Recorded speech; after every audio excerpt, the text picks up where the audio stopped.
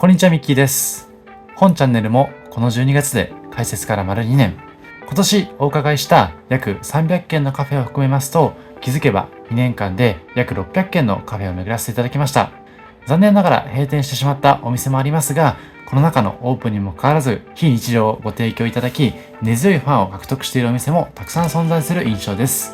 そんなカフェ巡りを地道に続けている私の目線で、今回は2022年に訪れた中からおすすめのカフェをランキング形式でご紹介していきますので、ぜひ参考にしていただいて、2023年も充実したカフェ巡りをしていただければと思います。こちらも長編の動画になりますので、YouTube の後で見る機能などを使いながら、年末年始の充実したひとときとしてご活用ください。このチャンネルでは、カフェ巡りなど、日常を少し豊かにする情報をお届けします。少しでも応援してくださる方はチャンネル登録をして次の動画も見逃さないでください。ちなみに今回ご紹介するお店の Google マップ位置情報は本動画の概要欄から確認することができますので、実際にお店に訪問する際の参考としてご活用ください。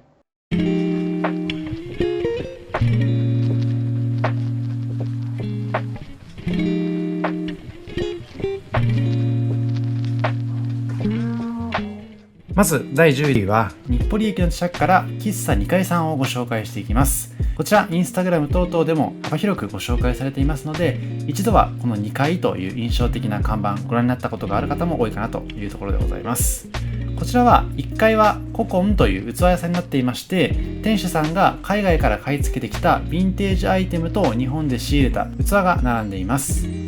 そしてこちらの店は古民家をリノベーションしてできた喫茶店というところでございまして、2階に上がったところにあるのが喫茶2階でございます。ということで喫茶2階というのはつまり2階を示しているというところですね。でこちら壁がブルーなのがとても涼しげで特徴的でありますし、インスタ映え間違いないかなといったところでございますので、ぜひ確認していただいて写真にも収めてほしいなと思ってます。こういったレトロな雰囲気の中でおしゃれなロゴがありまして、さらにグッズなんかも売られていますので、そのあたりも注目してほしいです。そして店内入っていただきますと、こういったレトロな家具と、あとは電飾なんかにも包まれていますので、この辺りもとても注目になっていますし、こういったところもたくさん写真を撮ってしまいたくなるような雰囲気になっています。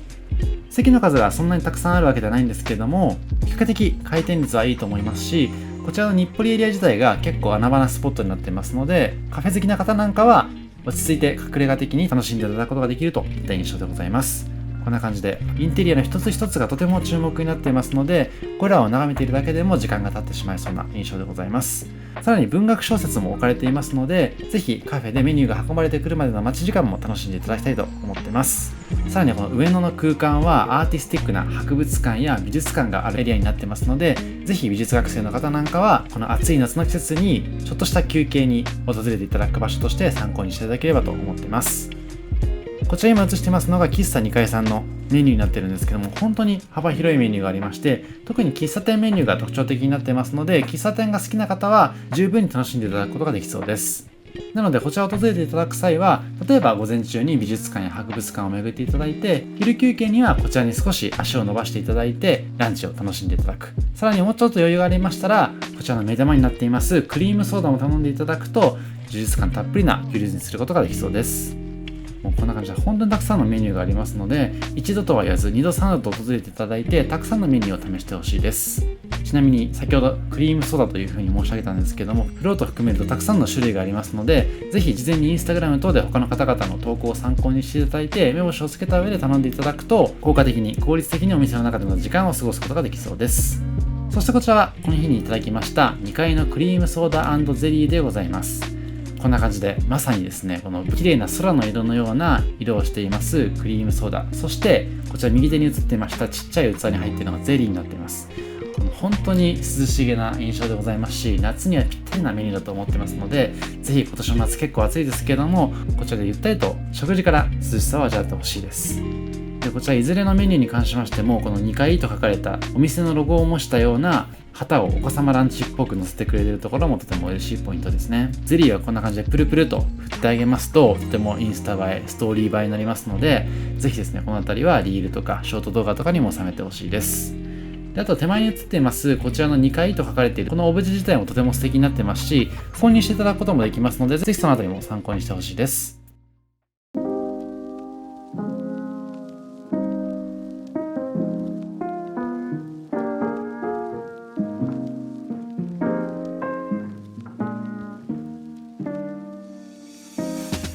続いて第9位でご紹介しますのは、こちらの2022年の9月にオープンしたばかりの本物を提供するカフェでございますザ・フロントルームでございます。9月6日に開業20周年を迎えました丸ビルを祝福するかのごとく誕生し、すでに多くのお客さんで賑わっているのがこちらの空間になっています。こちら平日の昼間に伺ったんですけども、たくさんのお客さんがいらっしゃいまして、しかもランチ時というよりかですね、少し遅めのランチタイムに伺ってますので、それでもこの混み具合ということでございまして、その注目度が伺えるかなと思います。便利だけども本物が味わえる、シーンを変えて一日中使えるタイムレスなレストラン、カフェをコンセプトにしていまして、日本全国にこだわりの高級感あふれるレストラン展開を行っていますヒュージさんが作る初のカフェ業態になっています。株式会社ヒュージさんは、その街に足りないものとは何か、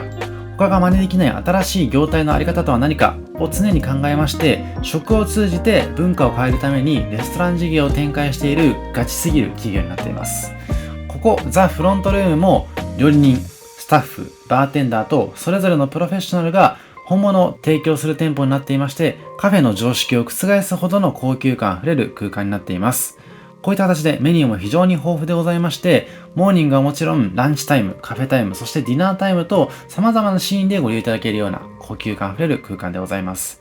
ちなみにそんな空間だからこそ、席料のチャージとして 10% がサービス料にかかりますので、その点はあらかじめご認識いただくと良さそうです。あとですね、薄々気づいてたとは思うんですけども、やはり東京駅周辺はですね、少し東京駅価格という形で少し値段がかかってしまうので、その点だけはご利用いただければと思っています。こちら、この日いただきましたコーヒーの様子なんですけども、サイフォン式で一杯一杯丁寧に入れていただいて、目の前で注いでいただくこともできますので、そういったところもポイントになっているかなと思っています。そしてこちら、この日いただきましたナス御養卵のクラシックプリンと、あとはシングルオリジンコーヒーでございます。こちらのプリンはですね、ナスのブランド卵でありますナス御養卵をたっぷり使いまして、クラシックなスタイルに仕上げました固めプリンでございます。カラメルのソースは卵の味に負けないようにほろ苦に仕上げた大人の味わいになっていました。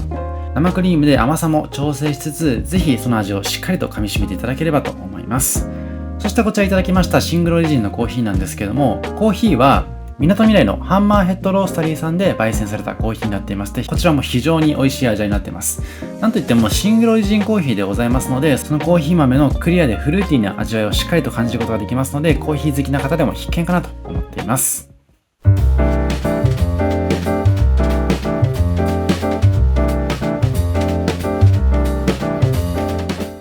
続いて第8位、九段下からカフェミエルさんのご紹介です。今年でオープンから20年目の年を迎えまして、長年九段下の街で愛され続けます唯一無二のアンティークカフェになっています。お店の入り口にはこういった形でメニュー表も提示されていますので、ぜひじっくり検討いただいてお店に入っていただくといいかなと思います。ネルドリップで一杯一杯丁寧に入れていただけるコーヒーを添えて、スコーンなどの人気の焼き菓子とカレーやパスタなどのランチメニューが楽しめます。この店内の雰囲気からも伝わってくるかと思うんですけども、飾りたいものを飾りたい曲をかけて自分の好きなものをお出しするというコンセプトのもと、温かい雰囲気と接客でおもてなししていただける空間は、食器などのインテリアも含めて全てが充実しています。こういったアンティークな置物とかインテリアとか、あとはカップとか全て眺めていただけでもゆっくりと時間が経ってしまいそうな、そんな空間になっています。様々な喫茶店私も訪れてますけども、こういった形で異国の文化も含めましてたくさんの魅力が詰まっている空間は唯一無二の空間だなと思いましたので、ぜひお好みのインテリアとか雑貨を探していただければと思いますし、あとはですね、インスタグラムとかフェイスブック等でも情報発信されていまして、新しく入荷したようなカップの情報とかもご紹介していただきますので、特にですね、そのアンティークなカップへの愛情をたくさん感じていただきつつ、その提供される瞬間までのワクワクも感じていただければと思います。そしてこの日はコーヒーと合わせて大人気、そしてこだわりのスコーンをいただきました。こちらのスコーンなんですけども、焼きたてで提供していただくことができまして、まさに絶品な味わいになっています。提供時の焼きたての香りが抜群でございまして、一口いただくまでの写真撮影の時間でさえもったいなく感じてしまうほど食欲がそそられるようなメニューになっていました。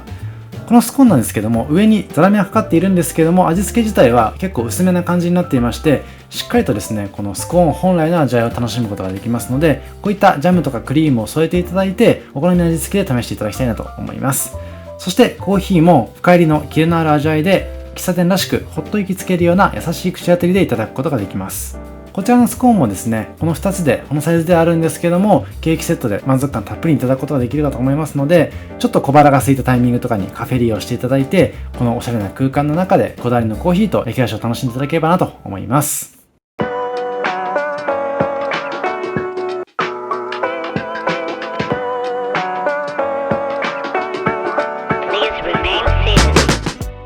続いて第7位でご紹介しますのは、2022年5月にオープンしたばかりの六本木の新たな文化拠点コモンに併設のカフェでございます。若者たちの自由な思想、発想、表現が文化を作った六本木の街で、食や音楽、アートなど様々なカルチャーが行き交い混ざり合うオープンな空間でございます。店名のコモンというのは普遍的な公衆の公共のという意味を持ちまして、六本木の街に住む人々や訪れる人々のコモンプレイスであると同時に、人々が共同管理運営する場所として、スタッフと訪れた人々が共に空間を耕していく、そんな思いや願いが込められています。めちゃくちゃアーティスティックな空間になっていまして、作業向けにもとてもおすすめなスペースになっていますので、ぜひ押さえていただきまして活用いただければなと思います。こちらの店舗は大規模リノベーションで生まれ変わった50年の歴史を持つビルが作り出す空間でございまして、2階はコワーキングスペースになっています。さらにそのコワーキングスペースなんですけども、防音のスペースがありまして、急な電話会議にも対応できるところが最高でございました。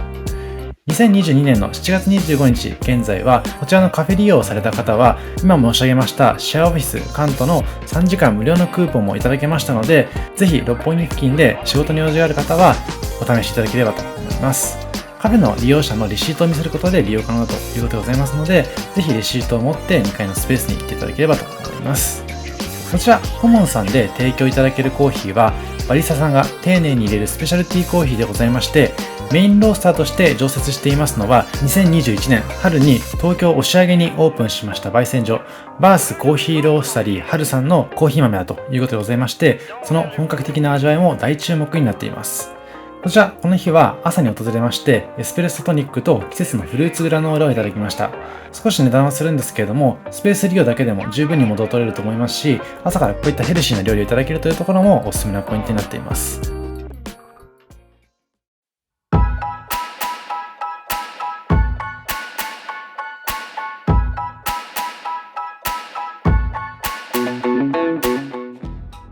続いて第6位は、2022年8月にオープンしました本格的な自家焙煎コーヒー店でありますマーメイドコーヒーロースターズさんでございます。この日はちょっと雨だったんですけれども、店頭にはこういった形でマーメイドの置物が飾られていたりと、店内でも楽しむことができますし、テイクアウトしていただいてお店の外で楽しんでいただくというのも選択肢になるかなと思います。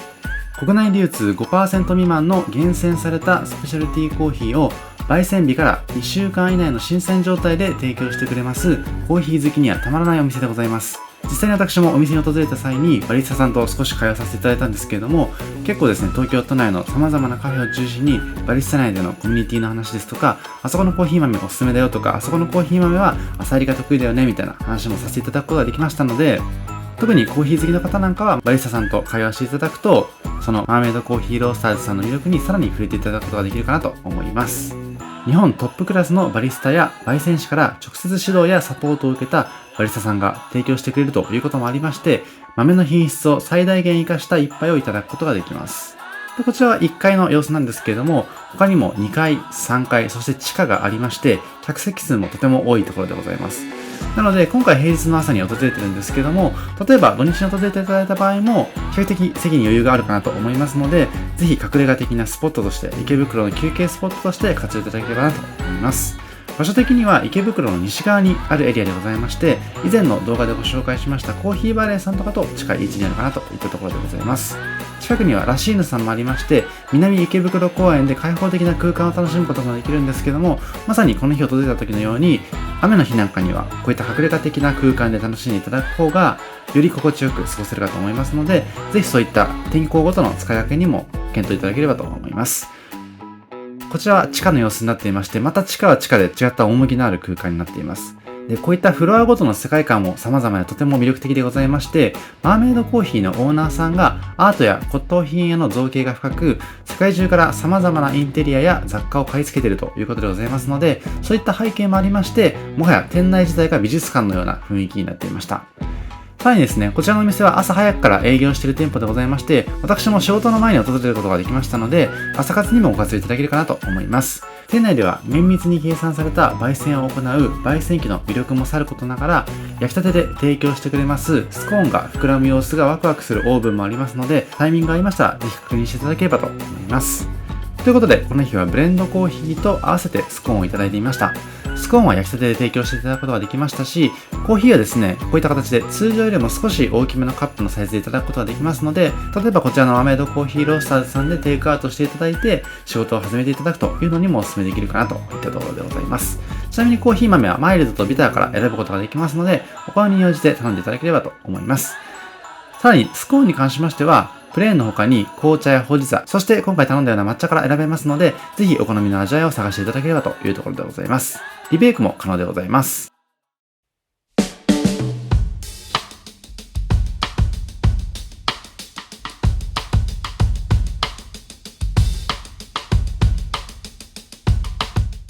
続いて第5位にご紹介しますのは、ブルックリンロースティングカンパニーさんでございます。2022年の7月にオープンしたばかりのカフェでございまして、同じく2022年の春頃に誕生しました下北沢の新たな商業施設でありますみかん下北に誕生したばかりながら、すでに大人気のコーヒー店でございます。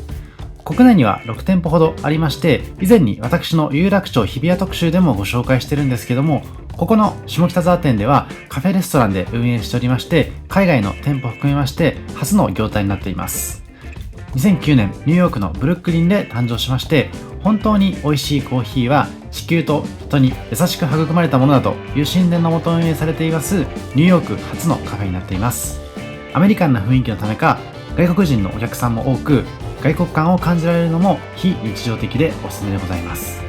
天井が高い様子がとても印象的で、こちらでは Wi-Fi や電源の完備もありますので、作業用カフェとしてもおすすめできるようなスポットになっています。代々木八幡にありますライフ、三宮橋にありますライフさんといったイタリアンレストランのオーナーシェフ監修のもと、朝はアメリカンブレックファスト、ランチはライフ自慢のパスタやがっつりお肉ランチなど、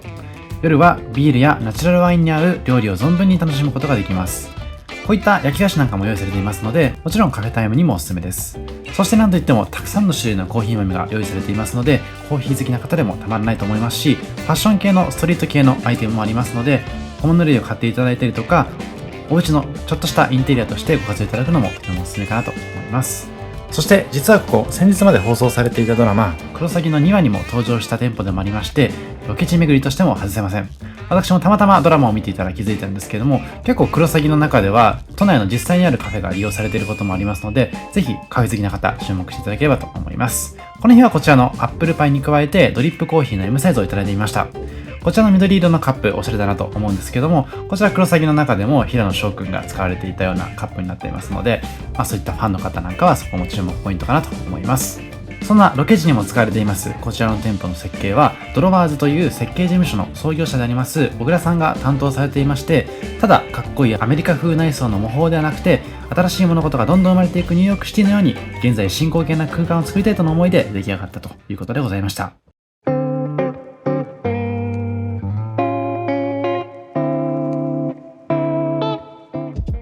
続いて第4位は2022年7月にオープンしたばかりのこだわりカフェであります喫茶レイさんでございます。レイという名前はですね、こちらのマスターの名前から来ているということでございまして、たくさんの方のレビューからも伺えるんですけども、このマスターの方の人柄がとても素敵で話しやすくてですね、いろいろとこのこだわりを紹介してくれますので、ぜひその接客も含めて楽しんでいただければと思います。今はこちらバーブさんの板を映してたんですけども、マスターがもともとバーブさんの出身だということでございますので、そのコーヒーにいっぱいいっぱいこだわる感じとかも含めて体験していただければと思います。過去にバーブさん自体は六本木編ですとか、先日公開した鎌倉編ですとか、新宿編でもご紹介してますので、気になる方はそちらも確認していただければと思います。で、こちらの空間とてもおしゃれな空間になってるんですけども、学生建築家の方2人とマスターが構想を重ねまして、細部までこだわり抜いているということでございまして、ぬくもりのあるヨーロッパ風のヴィンテージ家具含めてそのこだわりを感じることができました。この日いただいたのはこのクオリティ抜群なカフェラテ、あとはですね、この絶品のプリンでございます。店主さんの出身地であります宮崎のブランド卵であるよかもよか卵を使ったこだわりの一品になってますので、ぜひ合わせて楽しんでいただければと思います。早い時には昼過ぎには完売してしまうということでございまして、私が訪れた日にも次に来たお客さんのタイミングでは売り切れてしまったので、結構申し訳ないなと思ったんですけども、ぜひ試したいという方に関しましては、時間に余裕を持って訪れてほしいなと思います。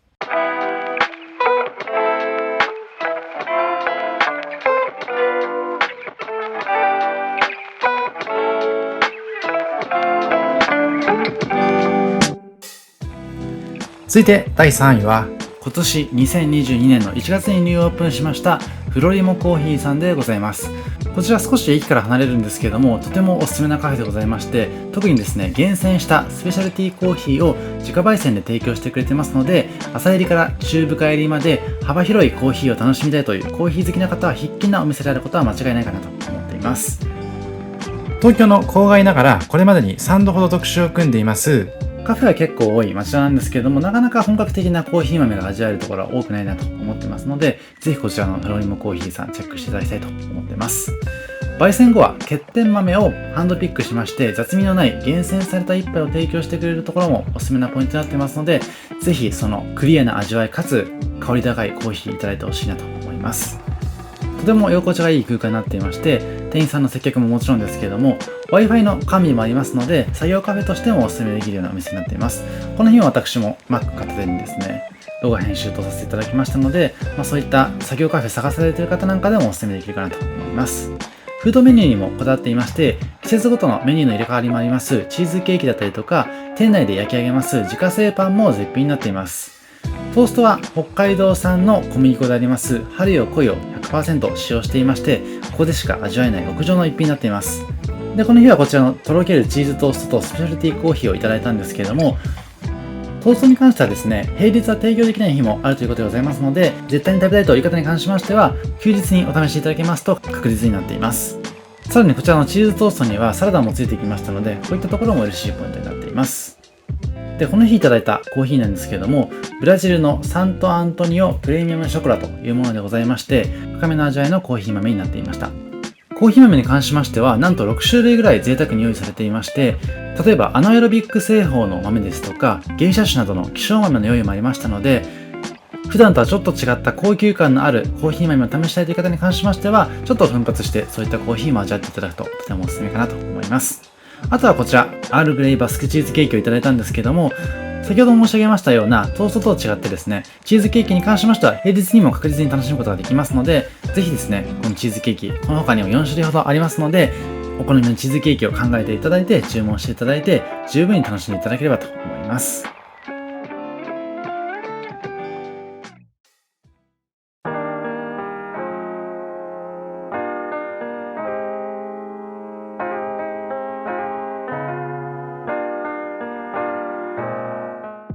さて、第2位でご紹介しますのは、二子玉川エリアで特にお勧めしたい2020年8月にオープンしましたスタンコーヒー&ベイクさんでございます。こちら二子玉川エリアとは申し上げたんですけれども、最寄り駅は用賀になっていますので、電車でお越しの際は用賀から訪れていただくのが一番良さそうです。玉川通りから少し小道に入ったところにある隠れ家的なカフェになっていまして、店内にはご覧のようにドライフラワーが多く飾られていますので、そのあたりもインスタ映えする素敵な空間になっています。とても素敵な雰囲気のこちらのお店なんですけども、窓は全て開けられるようになっていますので、開放的な空間もおすすめな部分ですし、特に天気がいい時なんかには訪れていただくと2倍3倍楽しめるような空間になっています。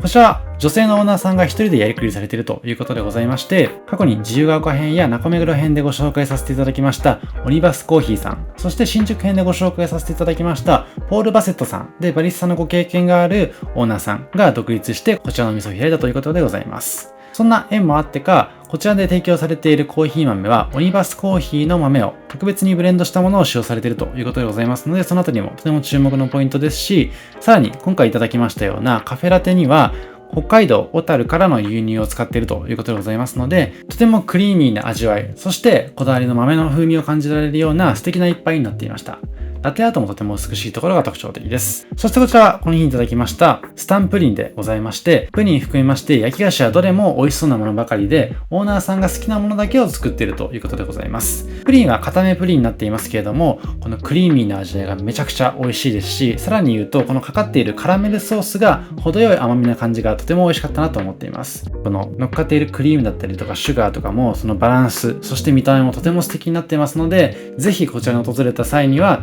プリンとコーヒー頼んでいただいて味わってほしいなというところでございます。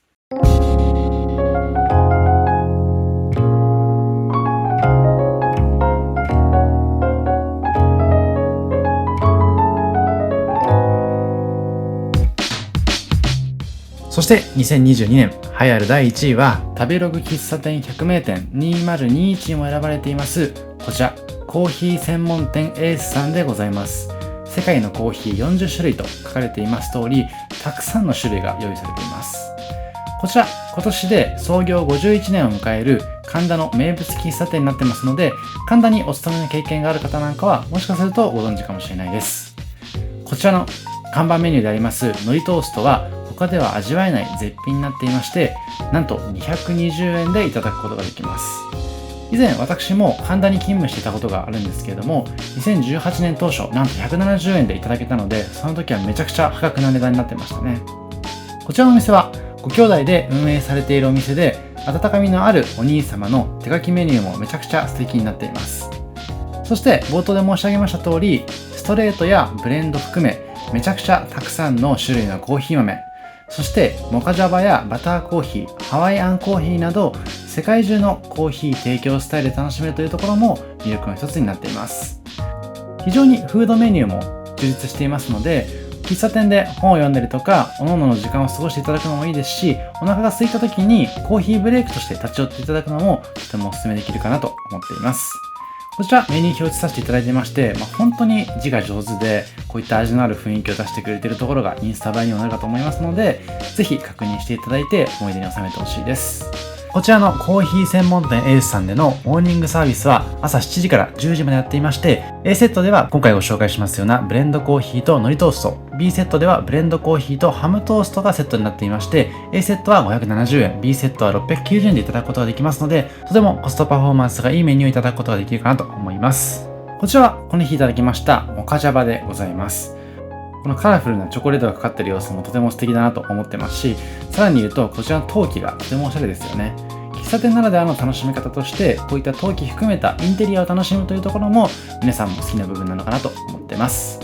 そしてこちらはこの日に別途いただきました海苔トーストと本日のサービス品でありますロイヤルブレンドでございます。この海苔トーストののれん風のアイテムもめちゃくちゃ可愛らしいですし、そしてなんといってもこちらの海苔トーストですね。トーストというとジャムをかけたりというところで結構甘いイメージをされる方が多いかと思うんですけれども、こちらの海苔トーストは醤油で味がつけられためちゃくちゃ個性的なメニューになっていまして、おにぎりから着想を得ているということでございまして、パンに変えたらまた違った味わいができるんじゃないかなといった発想から生まれている注目メニューになっています。以上、今回は2022年総まとめ東京カフェベスト10をご紹介させていただきました。今回はベスト10という形で厳選してご紹介したんですけども、もちろんこの他にも何倍ものおすすめなカフェがたくさんありますので、ぜひ皆さんの近くにお住まいの地域があったりとか、皆さんが勤務されている地域がありましたら、そちらを私のチャンネルから検索していただきまして参考にしていただくと、より身近なカフェ空間を探すことができるかなと思っています。また過去にも2020年、2021年のおすすめカフェをランキング形式でご紹介している動画もありますし、そちらは特におすすめしたいようなカフェになっていますので、ぜひそちらも確認していただいて、2023年おそらく皆さんの趣味でもありますカフェ巡り充実させていただければと思います。以上ミッキーでした。今年もありがとうございました。